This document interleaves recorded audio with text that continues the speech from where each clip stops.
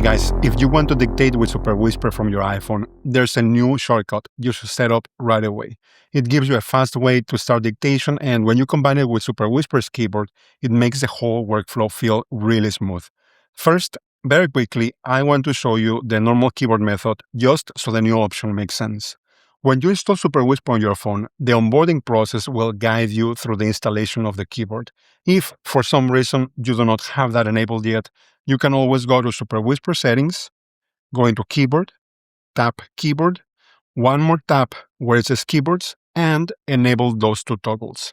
Then in any app, you can tap the globe icon in the bottom left and switch to the Superwhisper keyboard. There is one thing you need to know here. On iOS, when you are not dictating directly on the main Superwhisper app, dictation needs the app running in the background. So if that's not happening yet, on the keyboard, you will start a session by tapping the dictation button. Superwhisper opens, and then you have to swipe back to the app where you actually want to dictate. The requirement to swipe between apps is due to the iPhone operating system, but now that I'm dictating, if I tap the same button again, my dictation gets inserted. Something you need to be aware of if you go for the keyboard method is that the dynamic island will indicate if there's an open Superwhisper session. I still see the icon there, which means my session is still going on. So I can tap to dictate something else, and I don't have to worry about jumping between apps. I just speak what I need to transcribe and press again for the text to be inserted. There's a bit of friction with swiping between apps or having to keep track of the session being open or not, but now we have a cleaner way to do this. Let me show you. If you open the Superwhisper app and go into settings, you now have this shortcut section. Tap that. Then let's select install shortcut. This sends you into the shortcuts app and you just tap in the bottom to add this.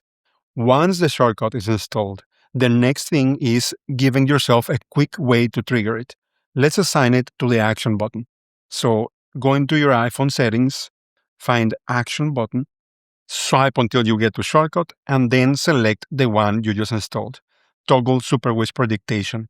That's it. And just to mention it quickly, if you do not want this on your action button, there's many other ways to trigger shortcuts. You could use a widget, put it on your lock screen or home screen, or even use accessibility back taps. I just think that having a physical button for this makes it really nice. Let me show you the workflow.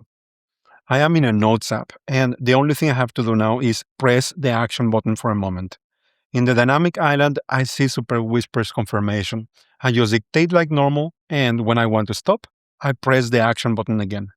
A moment later, I get a notification with the result of my transcription, which means that the result is already in my clipboard. So from here, I just tap once and paste into the front app. That is the basic workflow. Press start, dictate, press stop, and paste. And by the way, you don't have to go through the paste menu. On iPhone, we got a 3-finger paste gesture, which also works. This alone already feels like a huge upgrade over the previous workflow because I did not need to worry about the session being open or not, or swiping between apps. But there's one more option you need to know about. Let me bring back Superwhisper's keyboard. I'll start a dictation with my action button. What I want to show you here is that even though I am no longer relying on the keyboard to start dictating, the keyboard is still very useful to finish the dictation and insert the text directly where my cursor is. I think this is a really nice combination. The shortcut is now the clean way to begin dictation, and the keyboard still gives you a very fast way to finish and insert the result directly. One last setting that is worth mentioning here is session timeout. If you go into the Superwhisper settings, under configuration, you can decide how long the session stays open after you stop dictating. In my case, because I am mostly starting dictation with a shortcut now, I prefer to keep that timeout short. There's usually no need for me to keep the session alive for a long time since I can start instantly with the action button. If you're relying more on the keyboard by itself, then a longer timeout may still make sense. Right now, I start dictating with the action button, and I will stop with the keyboard.